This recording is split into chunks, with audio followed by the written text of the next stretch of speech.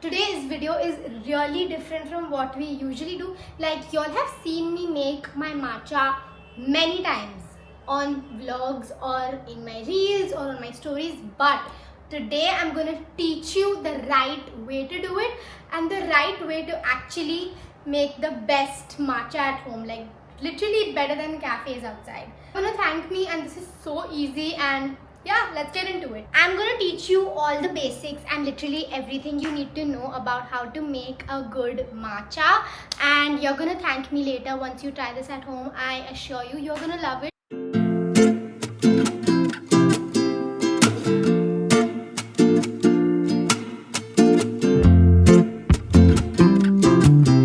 First things first, what is matcha? Matcha is basically a form of green tea. It's made out of green tea leaves, so that's why it has that earthiness to it, that tea kind of flavor that you get. And matcha is not supposed to be bitter, like really bitter. That means you're actually having like a really bad matcha. Matcha has like subtle what can I say, how do I say, like umami-ness to it. I don't know if that makes sense to you. You all need to have it. I am very bad at like explaining these kind of stuff, but matcha is originated out of Japan, and we are now obsessed with it. Like everyone around us, if you see, matcha has become a trend, and I want to say that I was ahead of the trend, and I like right now it's so trending, but before that I started having matcha, and then I got hooked onto it, and I can't go a day without matcha, and that is my like favorite thing to do. Like that's my favorite part of the day, when I have a matcha. Okay, now without any like time pass, let's directly get into it. First things first, what are the tools that you need to make your matcha at home? So now matcha is something that is like a ceremony. It's a cultural tea ceremony in Japan, and that's how we are following it. There might be many other ways to make it, but I prefer the most authentic way to do it, if that makes sense. So first of all, you need like a chawan. A chawan is basically a bowl, a matcha bowl, where you can whisk your matcha and you can make it in this. Second thing, you need wait, I literally forgot. I need a sifter. What do you call it? A sifter? Yeah, let me get it. Need like a sifter to sift your matcha. Then what you need is a chasen or a bamboo whisk, and this is really important. This is the most like authentic way to make your matcha. That obviously people make it now with electric whisks and all of that, but I still prefer this because it's the most authentic way, and the matcha turns out great. And you have this little spoon. You can also use a spoon if you don't have this like matcha pourer thing. I don't know what this is called, don't come at me. Yeah, so you can either use a spoon, a tiny spoon like this works, or like this if you have this. So those are the basic tools you need to make a matcha. Obviously, apart from that, you need a glass, and yeah, that's the basic thing, a glass, a straw, whatever you want to drink your matcha in. And now talking about the matcha, this is the most important thing, because I have seen people order matcha online and then have it at home, or like order matcha from anywhere and then just have it and then say, oh, matcha tastes so bad.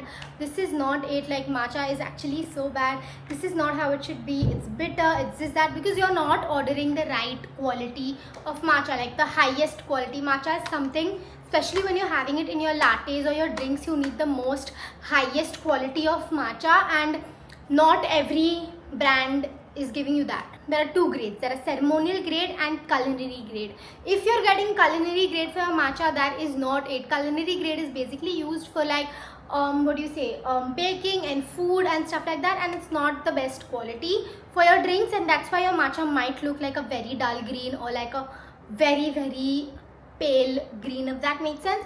But ceremonial grade is the matcha that you actually use for making lattes and drinks, and it has a bright green color, and it's really like poppy, the green, if that makes sense. And the matcha is also not like really bitter. It's like, it actually tastes nice.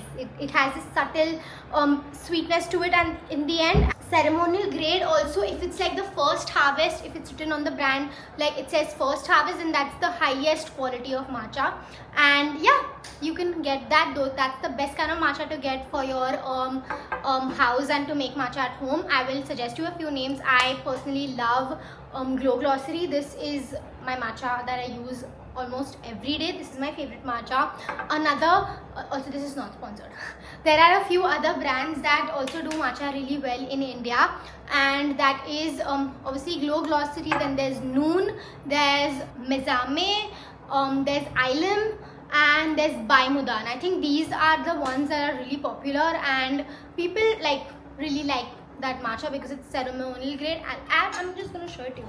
Like, oh my god, this is like a new what do you say, a new jar, and I still haven't opened it. Look at this color, guys. It's so bright. Oh shit, oh my god, I just dropped it. Wait. Bro, I can't waste matcha. Matcha is really precious. I need to figure this out. The matcha back in, I did not ruin it. So yeah, I was talking about ceremonial and culinary grade. Make sure your matcha is ceremonial grade, and that's how it'll turn out really nice.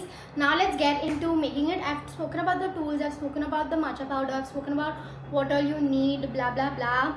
Let's directly get into it. Now you have your bowl and you have your sieve, and then you're gonna take your matcha and whatever this is called, you can take a spoon also. And I like to take, like, now that I'm a pro at having matcha, I like to take like almost 2.5 heaped spoons. So maybe like 2 to 3 grams of matcha. Like this is 1, this is 2, and like maybe another one. Yeah, if I'm in the mood for it. Yeah. Today I am in a really like clumsy mood, and I don't want to drop anything or ruin anything.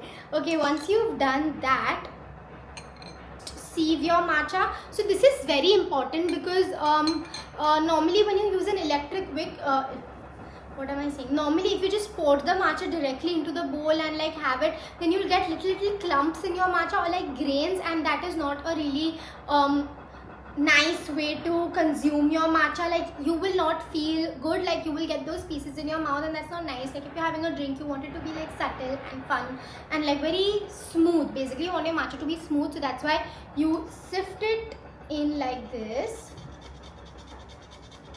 Before I move on, while this is happening, you want to make sure that you put your whisk in a glass of warm water for about 30 seconds to 1 minute, because it needs to, I'll explain it. Whisk, as you all can see, it needs to open up, and this is also better for the quality of your whisk. It doesn't get ruined quickly, and it's also good for your matcha. So we're just gonna keep this on the side, let it like open up, and until then we sift our matcha, get into it. Okay, so now about the water also, you don't need to have boiling water, guys. Please don't do this. Hot boiling water is not it. It ruins the taste of your matcha, and it just is not the vibe. So we're just gonna take warm water. I have heated this water for a while and it's been sitting, so it's warm by now. While I pour it, I just like count 3 seconds in my head, and once that's done, 1, 2, 3, yeah, that's enough of the water. I think I need a little more.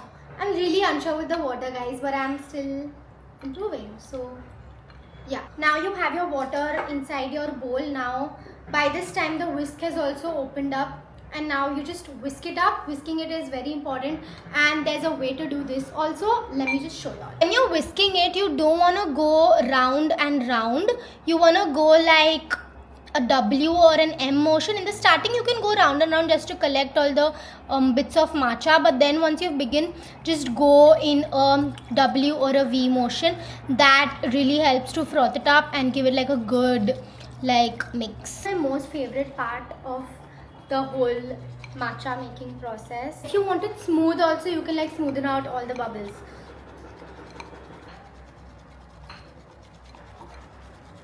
Okay, so now it's literally the best part of the whole matcha making process. You need some ice. I'm making an iced matcha, by the way, and like a simple iced matcha with nothing. And yeah, so we're gonna pour our ice into this. Now I'm using oat milk. You can use matcha goes best with oat milk according to me, but you can use any kind of milk, almond milk, soy milk, whatever milk you want. But I feel like the normal milk that we usually have doesn't really sit well with matcha. I feel oat milk really makes it nice and also adds a kind of natural sweetness to it. So I'm gonna pour my oat milk into this. Yeah, that's about enough of the oat milk. You don't want to make it really milky, and you don't even want to make it less milky. Like, I feel this is the perfect amount. Now, and this is gonna be a really cool thing to do because it just looks so pretty. So here you go. Ooh. Look at that, you have your matcha and it looks so pretty. It's the right color of green. It's the bright green that we want. We don't want a dull pale green. That's not how a matcha should look. This is how a matcha should look. And yeah, now I'm gonna mix it. Look at that green. Isn't it like so perfect? Like, okay guys, enough of taking pictures, and now I'm going to try my matcha. That slaps. Wow, this is the kind of matcha, guys, you should be having. The kind of matcha that you can have every day. And basically matcha has also so many like advantages. You all don't even know that. It has so many benefits. It has antioxidants, it has caffeine, but it also has L-theanine, which kills out all the jitters and the anxiety and all the crashes that caffeine gives you. Like, this is a good source of caffeine and it keeps you going for a long time without any crashes. And yeah, it's like really good.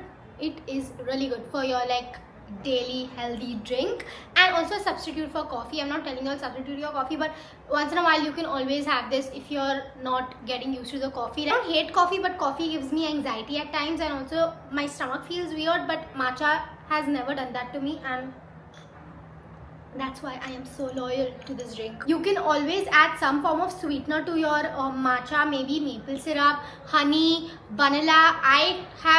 Now I prefer my matcha directly like this. Like, if the matcha brand is good, you don't even need a sweetener. Like, you will acquire the taste and you will get used to it and you will be good to go without a sweetener. But if you want to add, you can always add any of these things that I mentioned and it'll still be good. And you can also add like cream on top. You can make your matchas fun. I've posted so many reels with recipes and I'm also going to continue to do so, but tell me if you want to see that over here. I will still do that. I'm so proud of myself and I feel every time when I make my matcha, I'm just improving and it's getting better and better. And yeah, maybe one day we can have a matcha cafe of our own. Yeah, let's manifest that. I'm gonna enjoy my matcha now, and tell me if you like this video. It's like a really different format for me, and I was just trying out something because I see so many of your DMs and questions like, how do you make your matcha so perfectly, and how is it so nice, how is it so green, and all of that. So I had to make this for you guys. And also, any cafes watching this, please, this is how you make your matcha, and this is the color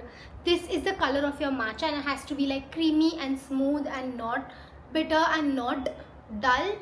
Like, those are just not it. We are not gonna go for those kind of matchas. But yeah, thank you so much for watching. Make sure you like, share and subscribe to my matcha. I'm saying like, share, subscribe to my channel, and comment down below what you want to see next, and I'm gonna enjoy my matcha today. Bye.